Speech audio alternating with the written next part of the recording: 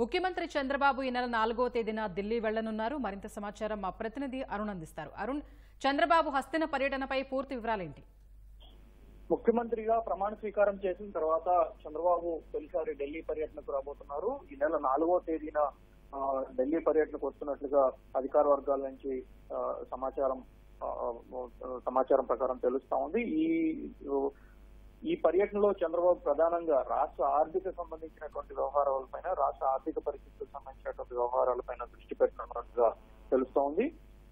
ఈ పర్యటన ఆధారంగానే కేంద్రం ప్రవేశపెట్టేటువంటి బడ్జెట్ లో రాష్ట్రానికి సంబంధించినటువంటి, అదేవిధంగా కేంద్ర ప్రభుత్వ పథకాల ద్వారా రాష్ట్రానికి రావాల్సినటువంటి, గతంలో రావాల్సినటువంటి నిధులు, కొత్తగా తెచ్చుకోవాల్సినటువంటి పథకాలకు సంబంధించినటువంటి వ్యవహారాలన్నిటిపైన చర్చించడానికి ఆస్కారం కనిపిస్తా ఉంది. ఈ పర్యటన ప్రధానంగా కేంద్ర ఆర్థిక మంత్రి నిర్మలా సీతారామన్ కలిసి రాష్ట్రానికి సంబంధించినటువంటి అనేక ఆర్థిక పరమైనటువంటి అంశాలు, ఇప్పటి వరకు గత ప్రభుత్వం తీసుకున్నటువంటి అప్పులు, వాటికి సంబంధించినటువంటి వ్యవహారంలో అనుసరించినటువంటి పరిస్థితులు, రాష్ట్రానికి కావాల్సినటువంటి నిధులు అందించాలని, విరివిగా అందించాలని, అమరావతి నిర్మాణానికి, పోలవరం ప్రాజెక్టు నిర్మాణానికి పూర్తి స్థాయిలో సహకరించాలని, దాంతో పాటు గత ప్రభుత్వం చేసినటువంటి అప్పుల నుంచి తేరుకోవడానికి కొంత కేంద్ర ప్రభుత్వం నుంచి మద్దతు అవసరం ఉంది కాబట్టి ఆ మేరకు సహకారం అందించాలని చెప్పి కోరనున్నట్లుగా తెలుస్తా ఉంది.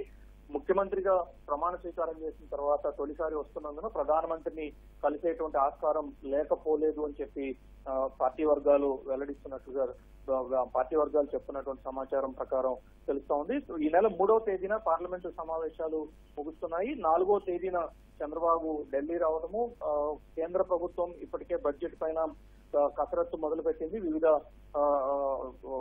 శాఖల వారీగా జరుగుతున్నటువంటి సమీక్షలు, దాంతో పాటుగా వివిధ రంగాల నిపుణుల ద్వారా బడ్జెట్ కేటాయింపులకు సంబంధించినటువంటి విషయాలపైన కూడా చర్చలు జరుగుతున్నాయి.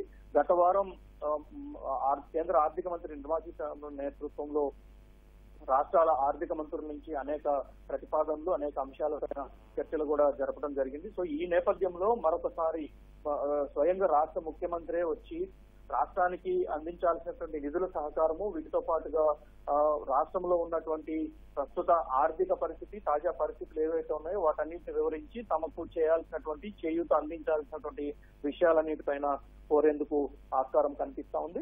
మరోవైపు పోలవరం ప్రాజెక్టుకు సంబంధించి ఇప్పటికే అంతర్జాతీయ నిపుణులు పరిశీలిస్తున్నారు. ఈ 1-2 రోజుల్లో దానికి సంబంధించినటువంటి ఒక నివేదిక కొలిపి తీసుకొచ్చి చంద్రబాబుకు, అదేవిధంగా కేంద్ర ప్రభుత్వానికి కూడా అందించడానికి ఆస్కారం ఉంది.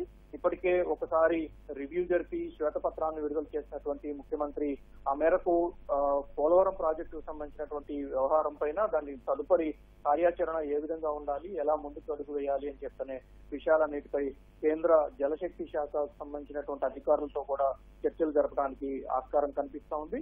మరోవైపు రూరల్ డెవలప్మెంట్ కు సంబంధించినటువంటి నిధులు కూడా ప్రస్తుతం అవసరం ఉంది. గత ప్రభుత్వంలో నరేగాకు సంబంధించినటువంటి నిధులు రావాల్సినటువంటి 2014 నుంచి 19 వరకు ఉన్నటువంటి నిధులు కూడా కొంత బకాయి ఇప్పటికీ కేంద్ర ప్రభుత్వం నుంచి రావాల్సి ఉంది. కాబట్టి ఆ మేరకు ఆ నిధుల పైన ప్రధానంగా దృష్టి సారించేటువంటి అవకాశాలు కనిపిస్తున్నాయి. స్వప్న, ధన్యవాదాలు అరుణ్.